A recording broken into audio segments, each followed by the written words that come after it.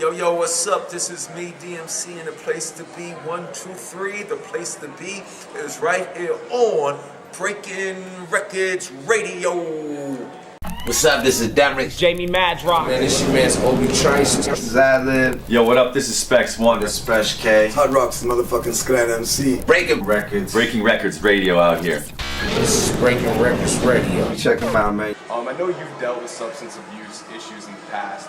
Yes. And I was just curious, like, how do you feel about, because in your time, like, I never heard you might have mentioned maybe drinking a 40 once or twice or something. You might have mentioned it, but like, as far as I know, DMC, you guys never talk about that. But how do you feel about like the current state of hip hop, where that's actually glorified? Like being an addict is like, you got like people like Future with Molly, Percocet, and you got stuff like that coming out, and like these are like hit records. No, it's what it's doing is it's making it cool to be a drug addict. Yeah. That's not cool. In my generation, we sniffed a lot of coke. A lot. I wasn't a weed guy. I was more Old English 40 ounces. Yeah. And Bacardi rum.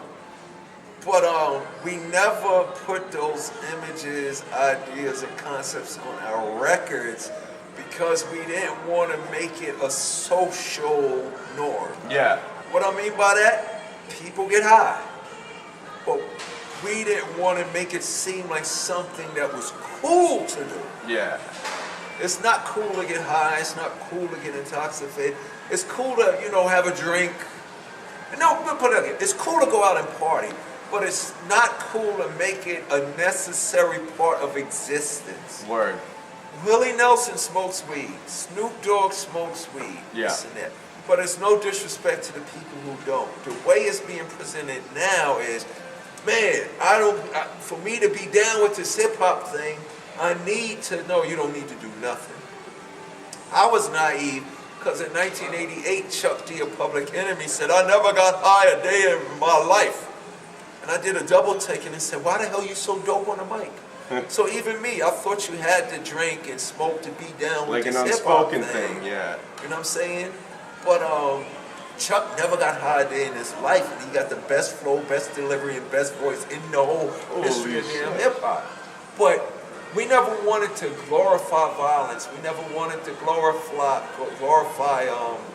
drug use. Yeah. Well, people get high and people drink, but we didn't want being an addict to be an acceptable part of our existence. Yeah. You know what I'm saying? Like I drunk more 40s than that. I drank a case of 40s a day. Not 1 or 2 40 ounces. I was drinking a case of 40s a day. I put a refrigerator in the back of my pickup truck so I didn't have to stop at the grocery stores to get out to get them. So I would always have ice cold 40s with me. You ever get pulled over? That was I got pulled over one night drunk as hell, and I think it's because the cops are so happy it was me, they didn't even notice I was drunk. Because it was like, oh shit, DMC, let's take a picture, this and that, boom, bang, and then they let me go. But they didn't pull me over for speeding enough, and they just pulled me over because it was DMC, and I was drunk as hell, so they just wanted the picture. But, Brass Monkey by the Beastie. Yeah. Brass Monkey, the funky monkey. That was my rhyme that I had about Old English. It used to go, before they got it, it used to go, I got this rhyme that's more than real. When you drink Old English, here's how you feel. You reach in the freezer for a 40 ounce or a 32 ounce, because remember you had the 40s and you had the 32 ounce bottle. Got this rhyme that's more than real. When you drink Old English, here's how you feel. You reach in the freezer for a 40 ounce or a 32 ounce, whichever counts. You fill each bottle for the one that's cold. It's gotta be cold when you drink it, oh gold, but you might get the one that's hot. You gotta get it hot, that's all they've got. $1.59, that's how much it used to cost back then. $1.59, that is the price. That's not too much if you want to get nice. You pay your money, you walk out the door, then you say to yourself, I'm gonna remember that store. You look around for a place to stand with a quarter Old English inside your hand. You crack the cork, you put it to your lip, you tilt it slightly, and you take a sip. Now by now you should know the deal. That run sip you already feel. You feeling bold, you try to guzzle, you finish it off, cause it ain't no puzzle. You throw it, let it break, then you start to laugh. And you go to your friend, yo, you got $1.50? And you go get another one. So I had all of these rhymes. Rockbox. Yeah. My Rockbox routine was a record, was a rhyme I had about weed. Really? Wheeling, dealing, you got it from the feeling, rock from the floor up to the ceiling, you're moving, you're grooving. No, it originally went, wheeling, dealing, you got a funny feeling, you tried to smoke that sense a million, you tried your best to smoke that sense, and you bust your motherfucking chest, yeah. No way. Yo, A lot of my rhymes, Rockbox is one of my favorite joints, yeah, by the a way. lot of my rhymes, King of Rock, Rockbox, Jam Master J, not Suck MCs I wrote because I graduated from high school and made it to St. John's University, so I wrote a rhyme about it. But once Run put me in the group, a lot of my rhymes was stuff that I had because I wanted to battle all the rap groups and all the rappers by myself. Yeah. When I did Jam Master J, well, live as can be, never singing the blues, got to tell y'all all the good news. The good news is that there is a crew, not 5, not 4, not 3, just 2. That was my battle rhyme, the battle, the Furious 5, Cold Crush 4, and the Treacherous 3 by myself. So I had, and all I did was write rhymes. I wrote rhymes, not for records. I wrote rhymes because I like writing rhymes. Yeah. So Run put me in the group, that's why I was like writing the rhymes. Even all through, like after Raising Hell, when Rakim and Big Daddy Kane and Cool G Rap came out, I had rhymes that would make God leave heaven that I never got to use. Because I was just writing because I'm a fan. Yeah. You know what I'm saying? Oh, the Big Daddy Kane, he's rhyming like that. I got harder rhymes than that. But a lot of our stuff was made specifically for, you know, through Russell to Run DMC albums. Like I said, there was a good things that we didn't talk about, gunshots, and like my thing was, if there's beef, I knock out teeth. I don't need a gun. Like that's what made the dudes in the hood was like, DMC's hard, man. He's knocking out teeth and he's cutting the head off the devil. Like I went above and beyond and stuff like that. But I had all of that stuff, gunshots and gats, where it's at. I'm Daryl Mack, you know what I'm saying? I had all of that, but that wasn't me. Yeah. You know what I'm saying? So we never wanted to put those, we never wanted to present in a negative scenario images, ideas, and concepts that people would perceive as cool. You know what I'm saying? Like into the hip hop now, you don't need to get high, you don't need tattoos. No. You know what I'm saying? You I don't need have a single tattoo on my Yeah, you don't need to curse, you don't need a posse. Like I show up to a place and people ask me, where's your posse? I said, no, it's just me and my friend. Yeah. Like, you know what I'm saying? So we didn't want to put any unnecessary requirements on the audience. Yeah. Which happens now, like, you know, in hip hop, you know, even with gangster rap, there was rhyming about all of these gangsters, but real gangsters don't put their business in the records. You ain't telling I shot this and I did, I moved coke and shit. You know, real gangsters ain't doing that. So and the that's ones why that have gone to prison. Exactly. And when I go to jails, I go to speak to kids in detention centers and stuff like that. I go to speak to dudes that's doing life. And they say, yo, we was happy hip hop didn't save me, it came after me. But it saved my little sister. It saved my brother and son. Because he said, y'all came and y'all gave our streets alternatives. Yeah. You know what I'm saying? Hip hop didn't just create rappers.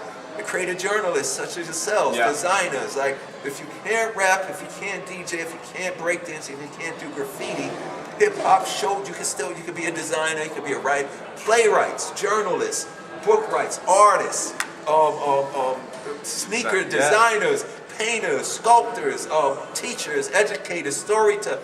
Hip hop gave us creative, artistic presentation alternatives. Yeah. And that was the whole, you know, the early hip hop groups were street gangs who stopped street fighting and started battling via breakdancing, rap, Wasn't like battles. the Zulu? Wasn't that the Zulu Nation was the Black Spades. Yeah. One of the biggest street gangs in New York, but they started breakdance competition, rhyme competition, DJ competition, and graffiti art. Yo, what you got? Watch me, watch it. So that took away from us destroying each other and building up each other. Yeah. So when Run DMC came along, that was one of our main things to present power in a positive way. That's, yeah, man. And I feel like, personally myself, I feel like hip hop is far too gone past that point now. It's it's all entertainment now. Yeah, which is nothing matter with it. But you know, when you look at rock, and when you look at jazz, and when you look at the blues, they never lose their roots. Yeah. You know what I'm saying? All the rock songs is dealing with emotions, political, social issues, and love and all of that stuff, but they never exclude that. Now that has been excluded in our music, which is why we don't have a relief of crime, ignorance, illiteracy. Because right now, in entertainment, it's cool to be an asshole. Yeah. Because they're going to give you money to be an asshole. Yeah. But they don't want to give the person that's not an asshole the same money to be present so that they can show people something else. You could be illiterate, you could be asshole, you could be disrespectful, you could be a fool. Look at America's president. Yeah. That's telling you what is the mentality And the agenda. of the majority of people in that country. Yeah. Listen to the music. Look at some of the entertainment. A lot of the entertainment shows that can be funny, can be educational, but still be entertaining don't exist no more. Yeah. Now you got all of these reality shows with grown people acting like little kids. Yeah. So the little kids is looking at the adults saying, I guess I can do what I want to do because look at the fools. Yeah. There was a time when what was going on in the men's locker room stayed between us. But Hollywood will take our thing and throw it to the masses, not even mess with us, and let some other knucklehead do it just so they can gain from it. And that's why we have so much division. You know what I'm saying? Hip-hop was the one thing that brought, like, go to a hip-hop show, see the diversity of the nationalities and the different countries and the different races and religions. You know what I'm saying? And prior to hip-hop doing that, you know, all the rock music that we sample, all our inspirations coming from Aerosmith and Queen and the Stones and James Brown and Parliament Funkadelic. Hip-hop was all of those things at once. Yeah. The Beastie Boys was a punk group that was making hip-hop songs. Eminem was this white dude from Detroit that was like better than Jay-Z. And we all existed in that. Now, it's not that the music has been dumbed down, it's the expectations of the individual has been Dumbed way down. All you ain't gotta do, just keep doing that. Yeah. That's crazy. And the thing is too, because if you think about it, like there's no bigger threat to corporate America than if you had a bunch of Chuck D's and Down Productions and Public Enemies, you know what I mean, and Run DMCs pushing out positive influences to the large market, and those people were thinking it was cool. Exactly. No, they want to keep us killing each other. They want to keep us not advancing. They want to keep us where we're at, and they want to take all of our, keep us divided and separated, and they want to take all our money. They're afraid of unity. They're afraid of a group that looks like Migos, talking like KRS-One. Yeah. They're afraid of a guy that looks like Lil Wayne, rapping like Zach from Rage Against the Machine. Why? Because then you're going to have change, and then you're going to have improvement, and then you're going to have good people in control. Yeah. Think about that. And the more brain they spark too, the more people you have thinking similar, and the more people that are going to look at things in the same. Let's let them keep getting high, and let them keep fighting. You know, let them, like I just read something last week. If we stop buying, and I'm talking about everybody that's in the hip-hop culture. Yeah. If we stopped buying Louis Vuitton and Tom Ford and all the stuff the so-called people that made it buy, and invest those same dollars into our upcoming local designers and people creating product, in 1 year, those people would be right next to a Louis. Get out of here, eh? Think about it. See, people always say, no, because you do this. People think they have no power, but the strongest power is boycott. Exactly. Yo, we're not buying no more Louis. We're not buying no more Calvin Klein's no friend all of of that, mine. like, Don't want to see his name on my behind. Like, it's crazy. Let's invest into our own talented creators so that their $50 thing can one day be worth $15,000 that the Louis guy comes by. Yeah. See, we don't think like that. I always tell people now. And these guys don't care about the urban community either. I know, because they got it already. But we could go above and beyond that. Yeah. Think about that. We can go above and beyond that. Like, you know, like for instance, let's say, why can't there be a rock and roll dude and a punk dude and a hip hop guy that start a new car company? Now thinking like me, my generation from 35 years ago, everybody that came up with me now are all grown. Yeah. They're all in positions of power. They're all managers, CEOs, office workers, and leaders. And the people that we influence now, those younger people, those white Jewish kids that love Run DMC and the BC, we all in those positions. If 10 or 20 of those people got together, we can, in 30 years, have an auto company that is rivaling Ford and Toyota. Yeah. But we don't believe in ourselves. We believe in everything outside of ourselves. Yeah. What was the thing that Well changed put. hip-hop? We believed in ourselves. And think about it like this. I think it was Killer Mike said. He said, the old school generation was so influential because when we took pictures, we had gold chains on and diamonds and Rolls Royces behind us. We never did this. We didn't point at the cars. Yeah. We pointed at us. It's about me. Yeah. People's self-esteem now. Look at these guys now when they do their pictures now. They go, and they joke and bullshit. It's about the material they There have. they go. See, this is why They they can believe flex I'm the cool. belt. Yeah. The Gucci thing. When we used to do this, we used to do this. Or we used to go point at J, motherfuckers. Not even me and Run, J, motherfucker.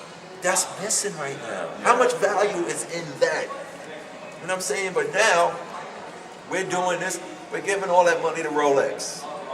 You know what I'm saying? I want Tim Armstrong from Rancid to start a watch company. Yeah. I'll pay $30,000 for his watch.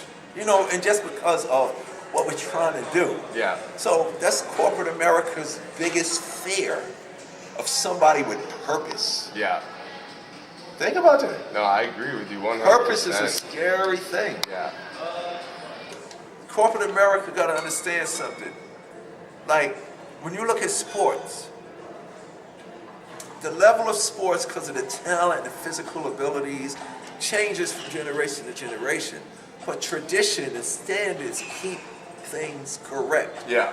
If I played for your team, baseball, basketball, football, soccer, whatever, I retire now. You're going to bring me in to work in player personnel, management, Yeah. training, or even on the business end. In music, okay, so, you know, L.A. Reid or Jimmy Iovine signed all these bands under his thing. But when we get kicked, when we don't do what we're supposed to do, okay, it's not working out no more, we're dropping you from a label. Yeah. So now you're free. And then, you know, a year later I hear, oh, they fired L.A. Reid or Jimmy Iovine is leaving and they gave him $100 million bonus. What the fuck did he do? Yeah. All I'm saying is that when a band gets dropped from a label, they were successful, but now, you know, they drop you, they get rid of you. We should get a severance thing too. Yeah. Think about it, that's never happened in music. No, that's actually a Think very about valid it. point. Nobody sees that. See, I'm going to say that stuff. Yeah. Because we did it together. So what I'm trying to say is, all right, I played for the Miami Heat. I'm retired right now. Dwayne Wade's going to get a job there. Magic's going to get a job there. Music? Motherfucker, we built Def Jam. Yeah. So DMC, with all this new stuff that I don't understand, but I should be there with the guy from that generation. He should be there with me so we can do what we did years ago. Yeah. Right now, our music ain't doing what it's doing years ago. No, not at all. Because everybody was making money. Everybody was evolving. Now it's just a bunch of motherfuckers, everybody's doing the same thing. It's a popularity contest now. Right, exactly. Everybody's participating. For us, even though Run DMC was that incredible, LL, Yeah. Public Enemy, Big Daddy Kane, Coogee Rap, Tribe Called Quest, De La Soul, we was all rising. Now we're stuck in a rut. Yeah. That's because Chuck D always talks about that, the standards. Having a standard is not cool anymore. Having a standard is what makes everything great. Yeah. That's why, like, my DJ, St. Louis, he's on the radio, so he got to play everything. He said, we used to be excited about what was happening. Now it's, okay, who's here this week? Who the hell is that? Oh, he's doing the same thing. You got a bunch of people doing the same thing. Like, even though Run DMC was the king of rock, we was not doing what Tribe was doing. You was not doing what anybody was doing. You know what I'm saying? We wasn't doing what L was doing. L wasn't doing what we was doing. That's a thought We I wasn't had, doing too. what Public Enemy was doing. What Public Enemy ain't doing what Eric B. and Rakim. But Eric B. and Rakim ain't doing what Coogee Rap and Bolo is doing. So that's what made it. It's crazy right now. So imagine if we took that mindset of the way we create into the business level, everybody would be trillionaires. Yeah. And nobody would, but more importantly, what I'm trying to say is nobody should be lacking anything, and our music should still be interesting. Well, the thing too, I think hip hop is the biggest, it's overtaken rock and roll yeah, as it the actually number just one did, yeah. most popular used, but it sucks. Yeah. I'm just keeping it real. Hip hop sucks like disco. Remember the saying in the 70s, disco sucks? Disco got to the point where it started to suck. Yeah. And then hip hop and punk came along. And You they know what I'm saying? took the same mold that they used to pimp out. Remember, that glam music. rock was the thing. Yep. All the glam bands, but then Nirvana came. No, Guns N' Roses came along. Yeah. And then Nirvana came, and then Alice in Chains. We don't have that right now. But that being said, everything is pop now.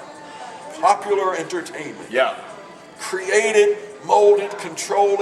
You know what I'm saying? There's no like, yo. We don't do this no more in hip hop. Yo, what the hell? You know what I'm saying? That don't happen no more. No. You know, we get out exceptions, yo. Chance the Rapper is great, yo. Breath for Kendrick. Yeah. Breath of fresh air. But it's not Kendrick comes, but then, yo, Kendrick's all right, but these three other, we don't get that. This dude come here, Kendrick's all right, but what about this dude? You get like one kind of dude or a couple dudes Fuck a that, generation yeah, to kind man. of make you feel like you have a We selection had a of good generation. artists. Yeah, you know what we I had mean? a generation. Like I said, check this out. Run DMC, LL Cool J, the Beastie Boys, Public Enemy, EPMD, Eric B. and Rakim, Jazzy Jeff and the Fresh Prince, and NWA. All at one time, every day for your brain. We don't get that no more right now. I feel like 94 was the last year you ever got that. Yeah, for sure. Because you had like your Nas, your Wu-Tang, you had Biggie debut album. Oh, you yes. know, that was the last time in hip-hop. In that, you see Pharoah Monch. Yeah. Now, but the beautiful thing is all these And you guys were all still around doing your thing in 94 too. They was putting us on. You had those guys. Those guys would say, oh, and the newcomers were still fresh, you know what I mean? Exactly, and even all, the sound coming out the Dirty South was. Alright, so with that being said, actually too, you had brought up the man Chuck D, and I'm not sure if this is something I should be even asking you in the interview, but just for the fact that I heard you mention it before we started, you and Chuck D want to start doing HipHop Festivals? Yes, we talked about it for the last 2 years, and we're at a point now, 40 years of hip-hop right now? You got it. Like 44 years of hip-hop? Think about when Rock started doing festivals and stuff, they had about 40 years so in. now we're at that point where we can start doing a festival, and it can start with, when you look at, I remember Guns N' Roses was opening for Aerosmith. Yeah. And you could go see ZZ Top with Metallica, or you could go see, in jazz, you could go see Winston Marsalis with the jazz dude from the 70s. Yeah. They keep the whole spectrum going. Hip hop now is at a point where you could do a festival, Friday, Saturday, it could be 3 days because Yeah. there's so much. The first Friday, Saturday, Sunday at 4:30 p.m. Kool Herc's going on. Yeah. And then Theodore's gonna come on, and then his crew from the Jazzy Five is gonna come out and do what they did. And then Mo D's gonna come on with the Treacherous Three, and then go into his solo career stuff. Yeah. And then Run and them's gonna come on, and then L's gonna come on, and Big Daddy Kane's going, and then the Woo's gonna come, and then my Saturday now, 10 p.m. Woo. Yeah. And then on Sunday, Nas is headlining, and in the midst of there, you can have your Pharoah Monches and your Slick Ricks, and even the one-hit wonder guys, Joski Love and the Pee Wee Herman, everything in hip hop. We're at that point where all of the historical, relevant, important acts and groups in hip hop, we at that point now. Yeah. We can do it right now. That'd Look be at the Who. genius, too. The Who, Aerosmith, the Stones, Tom Petty, Neil, all those guys. Paul McCartney does his tour. So hip hop needs what every genre has. Not us going to Coachella and not us going to, but you can still do that. Yeah. But we need an all-in, controlled, our festival. Yeah. So that's what I'm working on right now. I think what's going to lead me up to do it is my new album is a festival in itself. But you got what, Tim Armstrong on I got it? Tim Armstrong from Travis Rancid, Barker. Rome from Sublime. You got Rome Travis, too, yeah, eh? Rome from Oh, wow. Sublime. Travis Barker, Sebastian Bach from Skid Row. Whoa. Joan Jett. Some 41? Sammy Hagar. Some 41. Aren't they Canadian? Yeah, they from here. Yeah, big shout out. Yep, we're making that record. Yeah. 2 years ago, I performed with them on their first show back in the continental United States. Oh, wow. And we did King of Rock Oh, with Sum 41. So that lineup right there is a show in itself. Yeah. The name of my new record is Dynamic Musical Collaborations. It's me collaborating with all these, Joan Jett, the Sum 41, Different Rome from genres. Chuck D, a Public Enemy. Oh, Chuck's on it. Yeah, it's me and Chuck D with a band from Montreal, Canada called Slaves on Dope. Jason Rockman from Charm Radio. Okay. It's his band, Slaves on Dope. So that's going to be a festival that we're going to do. But now me and Chuck, we just want to, and the good thing about the hip hop show is we can bring in Blink 182. We can bring in Limp Bizkit. Yeah. We can bring in Sublime. We can bring in House of Pain. We can bring in Be Real in them. Cypress Hill. You can bring in the VCs, you know. So all of that, that's what we working to now. Because now we're at a point where we've been here for now, we're established, and we all mature. But also, reason why me and Chuck really want to do it, we want to put a foot in the ass of all these young dudes thinking that just because we're 40 and 50 years old, we ain't hip hop no more. Yeah. Well, that actually... That's the ageism in hip hop is ridiculous. That shit, yeah, I don't even comprehend that. Ridiculous. I remember when I was coming up, you had to pay your dues. You had to do your research and pay your homage to even step your foot into hip hop. You know what I mean? And nowadays, now you just get a free pass because you got completely disregarding you have history. a mixtape and you got your shit on the radio and you got a video out. Now you're in the business. That don't mean nothing. No, it's like dudes like that who means was it? Lil nothing. Yachty who couldn't recite a Biggie song or five crazy. Big Song Pac songs. But That's that's crazy. actually, you being another Queens representative, I wanted to ask you this as well. How do you feel about the Lonzo Ball comments about Nas? Did you hear what he said? Yeah, that was bad. Yeah. Because that's right on par with what we're talking about. But that was like me saying nobody listens to Led Zeppelin anymore. that's not rock. It's crazy. Yeah, it's absolutely insane. That's absolutely. And then to That's use a examples mistake. like Future and Migos as well as what you're saying, this is what hip hop is now. It's like, or this is real hip hop. Oh It's my like, goodness, that was totally. You know what? He didn't know no better. That's what anybody who's mature enough will say. Like, you just He don't didn't know know better. no better. He did not know no better. But that's like, it's blasphemous. Ain't nobody in this current generation better than Kool G Rap. Yeah, and Kool G Rap is the father of Nas's style. Yes. Now, that being said, I can never critique another person's creativity, but even when we made silly, stupid records, we made good, silly, stupid records. I agree with that. There's crap, like nobody's honest anymore. Yeah. Bullshit is bullshit. Motherfuckers is getting paid for bullshit, nothing wrong with it. But it's still bullshit. Yeah. You know what I'm saying? Think about it, it's still with Luke, Two Live Crew, NWA. We had our raunchy sexes, Akinyele. Yeah. Remember Akinyele, Akinyele, yeah. X-rated rap? But that shit was good. It's put together sensible, it made sense, you can understand it, this and that. Now that being said, what they're doing, Kool Chief, me and Kool Keith is making a record. Get out of here. Manager wanted to come to the Detroit show. Oh, word. So his manager wanted to bring his son, so Kool Keith, he hits me. We've been talking on and off, and we always see each other in airports. So this conversation was probably going on for like 7 years. Holy shit. So he hits me and says, yo, D, I know you're playing Detroit. My manager wants to come and bring his son. And he goes, I didn't forget about this record. So it's perfect timing because I'm actually in the process of making this record. So it's going to be an honor to get Kool Keith on it.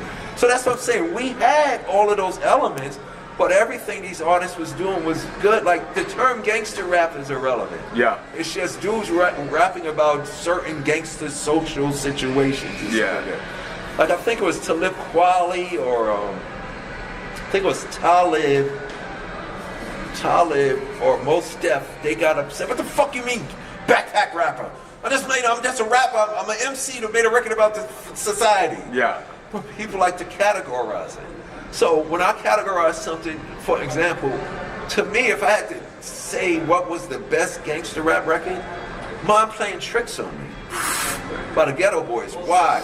Because they wasn't saying I'm cool because I'm shooting and selling drugs and I'm loped out. Scarface was saying, at night I can't sleep.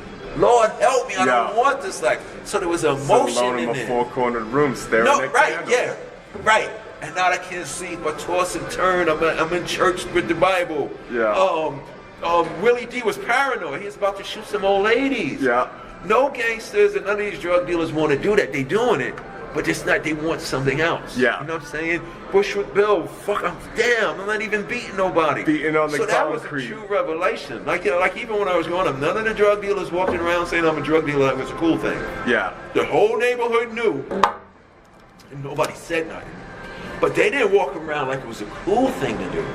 They had respect for the legit people and this and that. And the real gangsters do this. Nah, man, you don't live this life. You go on places. Yeah. You could go to college or you could go be an actor, this and that. Not forget about good stuff, come join this. That's the turnaround of hip hop. So my Playing Tricks on Me was a good record about the lifestyle. NWA gave you what it was. Yeah. Ice Cube left NWA, went to New York, hooked up with the Bomb Squad, made America's Most Wanted, and explained what was behind all these things. So now, these guys are popular, their music's in the club and stuff like that, but what is it doing for all your audience? It's nothing, it's disposable. What is it doing for all your audience? Like, now it's this at a concert. Oh, there we go. Yeah, and you're singing along with the lyric, but then when you leave there, you're not sitting down with that lyric, oh shoot, something just happened. Yeah. You know what I'm saying? That was the difference in the presentation and the representation of it. So that being said, I can't critique because look, every generation has its music that everybody hates. Yeah. Every generation does. You know what I'm saying? Has it. Damn, man, that's the most stupidest thing that I ever heard. Every generation has that. So for Lonzo to say that, the people that he like now won't be relevant in 10 years.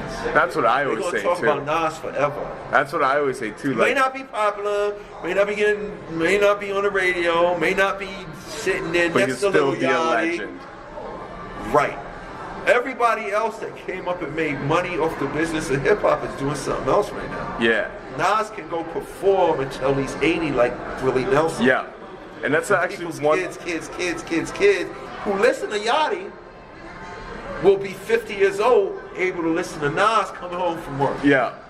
And that's one thing I always say too, is like what a lot of people, when I get in debates with people, I say, if you look at these artists nowadays who are popular, put it this way, back in the day, MC Hammer was the best-selling rapper of the year. Ever. Vanilla Ice was the best-selling rapper of the year. You know what I mean? These guys aren't even talked about in a conversation of hip-hop anymore, unless it's like, you're clowning them, and no disrespect to either of the two. But you know what I mean? That's the thing. Oh, for sure. So it's like that now hip-hop, instead of there being the odd guy who sells hit records and won't be remembered in 10 years, now you just have a whole it's almost completely taken over the genre. Yeah. But they still have the same quality to their music. Oh, for sure. So they're still gonna, in my opinion, be looked at in the same way when time prevails. Oh, for sure, right? Exactly. You know, Kendrick. Sure. People remember Kendrick. They'll remember J. Cole. Exactly. They'll remember the few exceptions of today's genre. But For a lot of sure. these other cats are just going to be a bunch of Ice remember Babies. that when that came out? Exactly. Yeah. That's right, the way exactly. I see it, man. You're 100% right. And Because you can throw on Illmatic right now and be like, what the hell? Exactly. Exactly. You never. That's like Front It to can't back, be one of the best albums duplicated. ever. Often imitated, but Speaking never of that, duplicated. Jay-Z's new album's fire though. Yes, it is. Very I like good. that. It's like It's it might be very his good. best front to back piece of work. Oh wow. I think like Okay, cohesively no. beside maybe Reasonable Yeah, Doubt and because the other Black songs album. had 3 or 4 that you like. Yeah, but like You're talking about a complete album. yeah, like front to back. It I might wish be. albums would come back right now. That's why I was so excited with him. Like it was a it was an cohesive album album. again. It's like yeah, I was so surprised enough to Right skip now, any we're just tracks. a popular hit with the guest star. Yeah,